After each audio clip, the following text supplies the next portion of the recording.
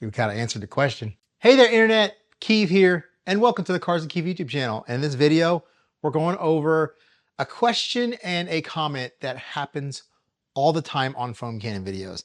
And that is, do sandwich filters make the foam cannon foam better? But with MJJC being so good at foaming, and they have the sandwich filters, I think there's a lot of theories and stuff going around that these are what make them foam. Maybe possibly could improve it a little bit. We'll try to find that out in this video. To do that in the video, we're going to use the Ryobi, which is the one I use all the time. It's my current favorite. But another main reason I'm using this one is because this one has a quick little thread off area here to where we can get to the filter on the guns without having to pop out that pin and put that pin back and make this change several times. Also in this video, I'm going to show you how you can easily make this to where it isn't so loose, which we're going to need because in this video, I'm going to want that spray pattern to stay the same. But say on something like this, there's a pin that sits up here and get this little hook on there and I can hit it with something just like that. See, the pin has popped out on this side. Sometimes you can't straight pull it out, so we'll pull out the Knipex, pull that out. Then this should pop out just like that. Now the Bear Force is a little bit more difficult than the Ryobi because even this red piece right here comes off the front, but it still doesn't allow you to get to the filter because the inner piece that does the fan spray is kind of super glued to the plastic.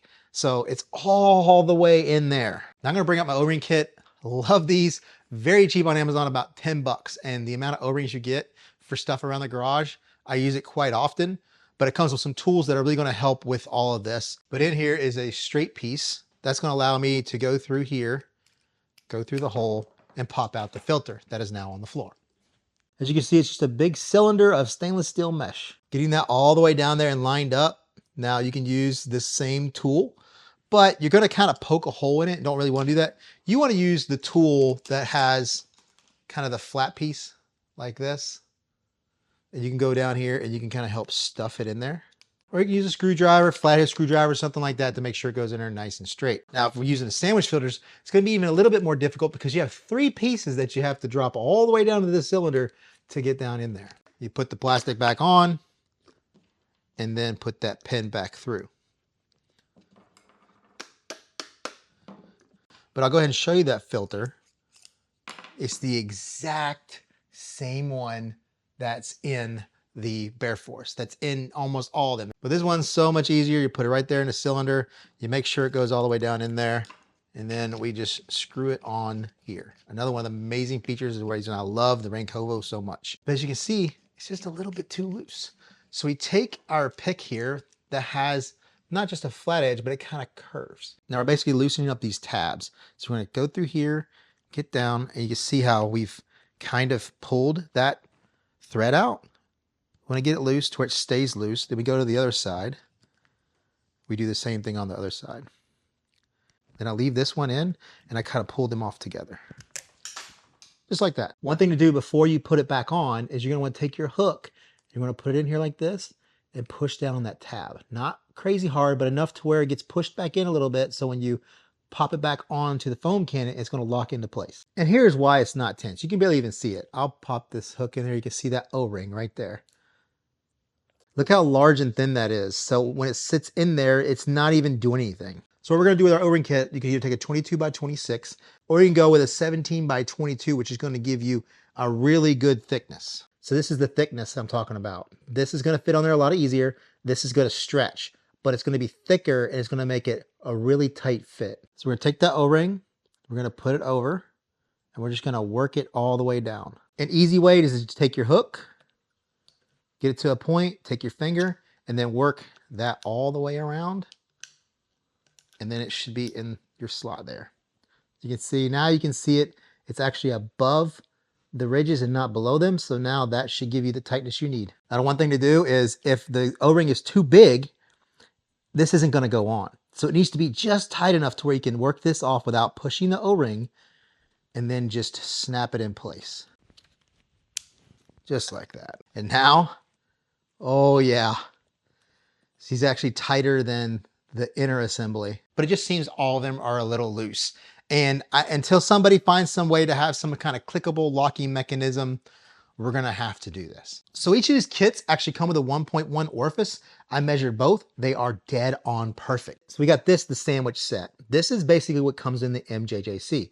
We have two smaller size stainless steel mesh filters and then a felt filter that goes between them. So I'm thinking what happens is we're pushing the foam through the first one, and then it leaves and comes into a void of felt that's easier to move through. So then it accelerates, and then it hits mesh again. So it's kind of like double agitating itself, which I think will improve foam a little bit, but not a crazy amount. That's just my theory. Then we have the Big Mac filter. Stainless steel mesh, thinner than the last one, more felt. These are all the same size between the original, the quarter pounder, and the Big Mac. There's 3 times that it gets pushed through this mesh filter. Is that gonna improve things? We'll find out. And to do that, I've put a 1.25 in the Raincovo. We're gonna run a Ryobi 1800 pressure washer. So by running the 1.25, we know we're not going to get ideal foam on that pressure washer. That's going to allow us to see how these mesh filters are going to help out. Well, that's your overview. Is it going to improve foam performance? Let's find out. Before then, check the links below for anything in the video. Don't forget to like, comment, subscribe. Let's have some fun. So here's our setup. 5/8 inch, 50-foot Flexilla hose, swivel grip. Ely spray gun with a shutoff valve. We'll use an Ely quick connects to the input. And we have an Uberflex hose going out to our 2.2 LUT gun right there. So we got everything hooked up. We have incredible Suds by DIY Detail 32-to-1. That's what we use in every video for foam. Great cleaning soap. Code Cars will keep you save 10% at DIY Detail or the House of Rags. Let's check it out. 1.25 Ryobi. Here we go.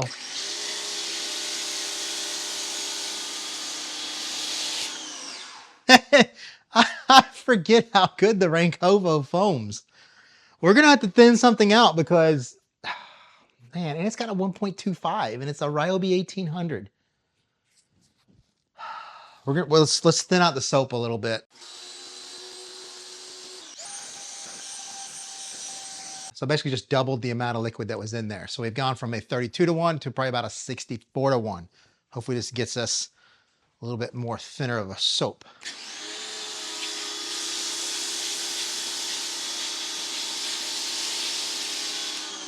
Now that's a little bit more like it. We have a little bit of thickness here mixed in. We have some thinness, but that just shows you can use a 1/2 ounce in this with a 1.1 on that Ryobi and you'd be good to go. Save a little bit of money there. Now we got this, go ahead and spray it down, dry it off, and then we can switch to the quarter pounder. You can see they're the same height. Just a little change there, little 3-layer action. So now we've got it empty. We're gonna go ahead and put our quarter pounder in there. Stuff it in there. There we go. All right, here we go. Is the quarter pounder better? Let's find out.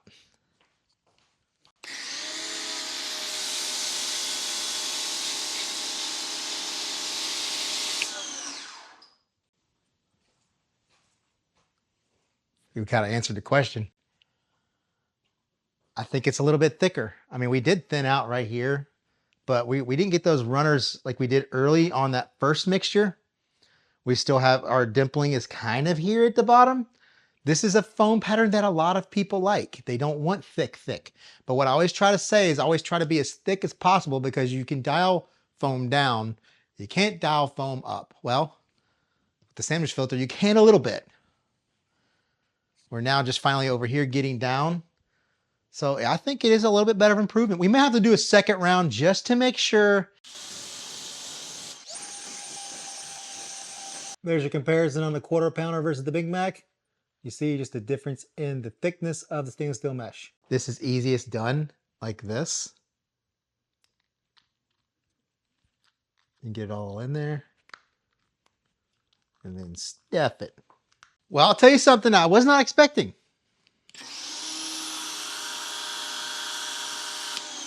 That's with the Big Mac. Here it is. You can see it's in there correctly. It's in there nice and flat. I'm going to push it out through the bottom straight up so you can see, you know, it's in there correctly. We're going to put the quarter pounder back in there. Make sure it's good. But now we have the quarter pounder back in there. Let's see what it looks like again. Yeah, that is compared to that first run. Now we'll go to the original here in a second. We do have these little thinned out areas right here, but I'm not considering that big of a deal. But the runoff is totally different. We see the dimpling is there. I mean, it did improve the foam. Let's go to the original just to make sure.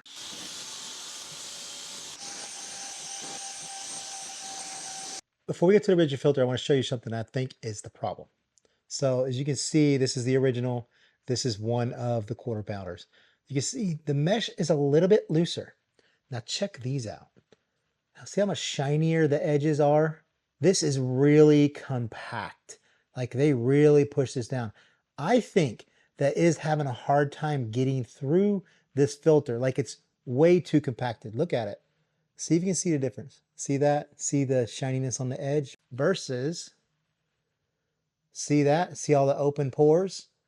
Same this way, same on this one. More open pores, easier to get through. These, it's like shooting through nickels. Now there's an absolute possibility that my product that I bought is stale old Big Mac. It's just been sitting out and it's not good.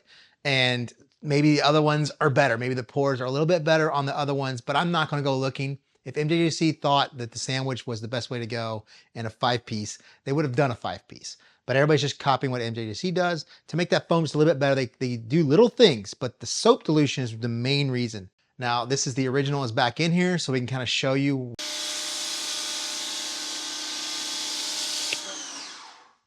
Yeah, way less dimpling.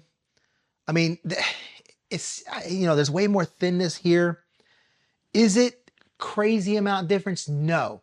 Is there a difference? Yes. And I have played with this off camera as I was playing with the Big Mac and all the screw ups that it had. There's definitely a difference between the two. It just agitates a little bit better. And I think depending on the quality of the soap and how well the soap foams, I think could exasperate that more. Like if you had the 32-to-1 in this with the thick, would this sandwich filter make it even thicker? It's possible because the soap is more concentrated, has a chance to push through those filters and create more foam. So you might even get more improvement. The quarter pounder is the winner. You guys were right. I had pushed this off for so long because I was like, it's just going to be such a small amount. It's actually a decent amount, not crazy, but it does make a difference. So this hack, this change can for sure make your foam a little bit better. If you combine that with a whole bunch of other things, I think you'll be good to go. Let me know if you want me to do a video on, say, Foam 101, where I go over the gambit of everything that you could do to get the best foam possible. So there you go. Don't forget to like, comment, subscribe. Don't forget to check the links below for anything in the video. And I'll see you in the next video. And get that pin to pop out. Because this is basic. Now there's a possibility. If you bought one of the, Okay, everybody, bloopers aren't great. So everybody wanted to update on the kitty cats. Obviously, this is Tigger. He's the much older guy. He's the big boy. He doesn't like being held for too long. But here's the new star of the show, Paladin. Here's the update. He's doing well. Say hi. I ran out of content. I don't have bloopers, so I'm going to just showboat my cats on here. He's doing well. He's hanging out every now and then. You may hear him meowing in the background in the videos. So there you go.